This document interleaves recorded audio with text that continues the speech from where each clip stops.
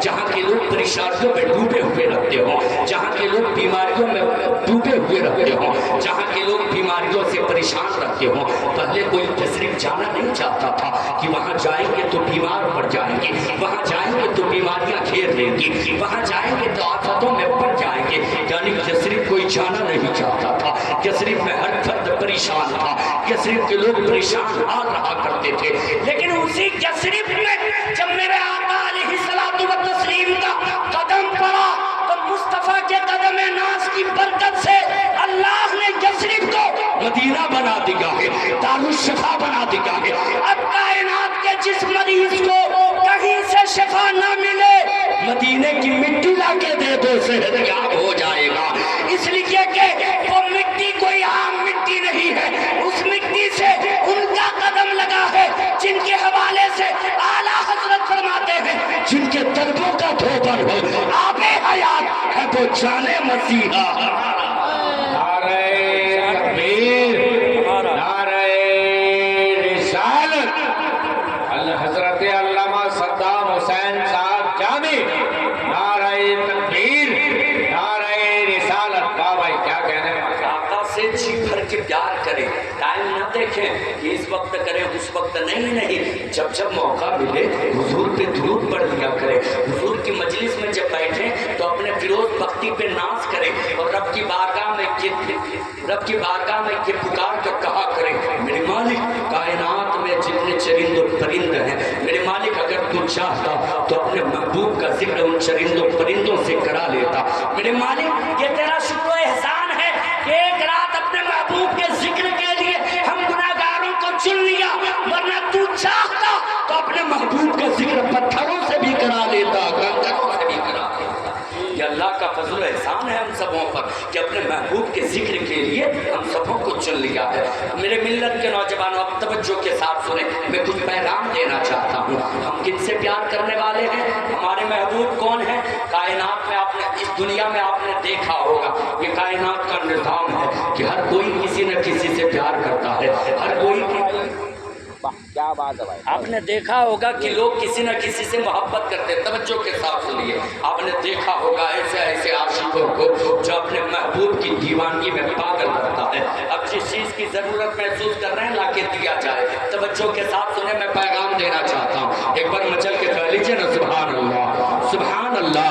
ہمارے بھی محبوب ہیں، ہر کوئی اپنا محبوب رکھتا ہے۔ آپ نے دیکھا ہوگا اگر کوئی عاشق پالو چوری مارکیٹ میں جاتا ہے، کسی چیز پہ نظر پڑتی ہے اور وہ چیز جاذب نظر ہو تو خرید لیتا ہے اور خرید کے لا کے اپنے محبوب کو دے دیتا ہے، اس لیے کہ اس کے دماغ میں ایک بات ہوتی ہے کہ روٹتی ہے تو روٹ جائے ہم سے کائنات، میرا محبوب مجھ سے خوش ہو جائے، میں جس سے پیار کرتا ہوں وہ مجھ سے خوش ہو جائے۔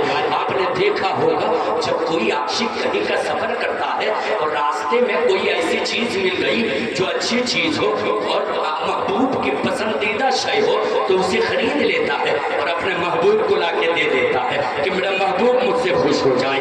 یعنی ہر عاشق اپنے محبوب کو خوش کرنا چاہتا ہے اور خوش کرنے کے لیے اس کی پسند کی جو شے ہوتی ہے وہ لا کے پہنچاتا ہے۔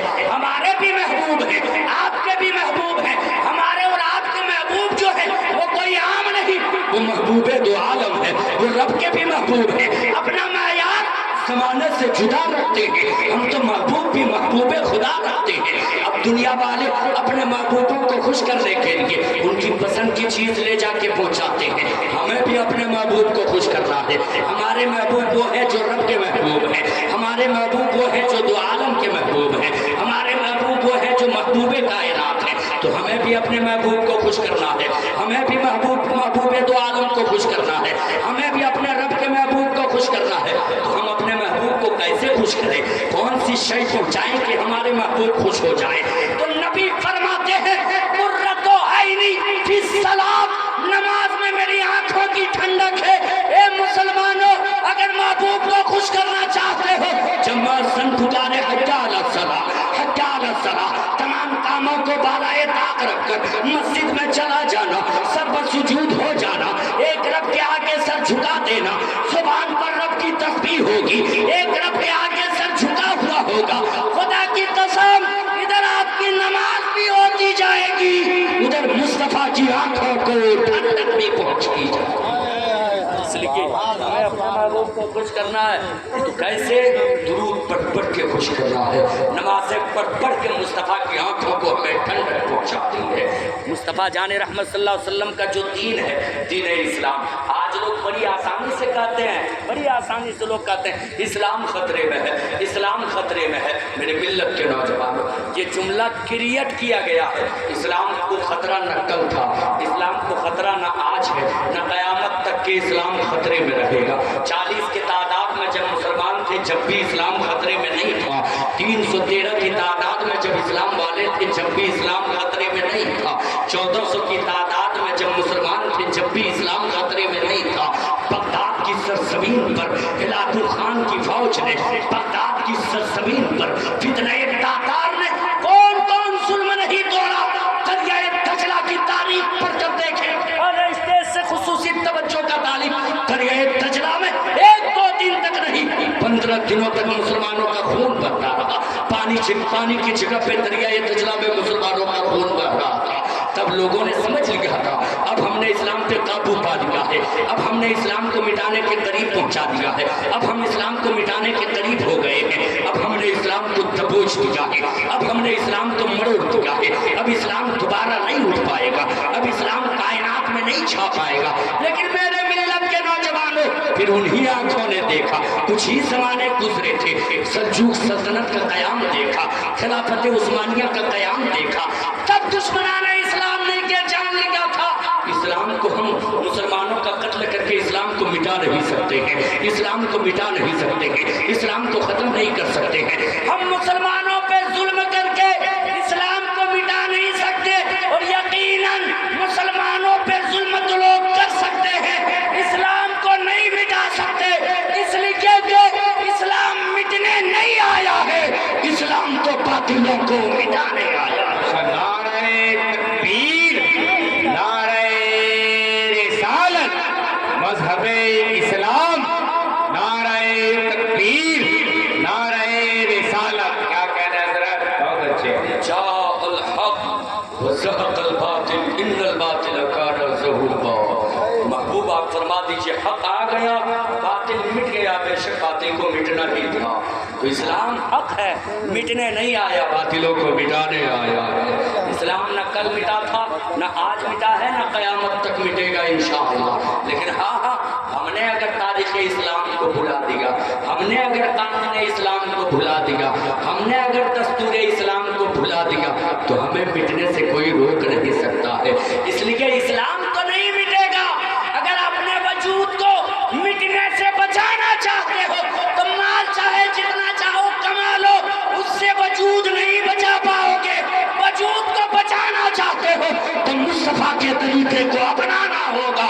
खुदा की कसम, जब जब आशिकाने मुस्तफा ने मुस्तफा के तरीके को अपनाया है, आबादी चाहे जिसकी रही है, हुकूमत तो मोहम्मद अरबी के गुलामों की रही है। क्या कहने भाई, बहुत अच्छे माशाल्लाह। मिल्लत के नौजवानों, अपने अंदर तब्दीलियां लाने की कोशिश कीजिए। जो नमाज नहीं पढ़ते, नमाज पढ़िए। वालिदैन की खिदमत नहीं करते, माँ बाप की खिदमत कीजिए। बड़ों की इज्जत नहीं करते, बड़ों की इज्जत कीजिए। छोटों पे दस्ते शफ़क़त नहीं रखते, छोटों पे दस्ते शफ़क़त रखिए। परेशान हाल कोई मिले, उनके करीब जाएं, उनकी कोशिश करें।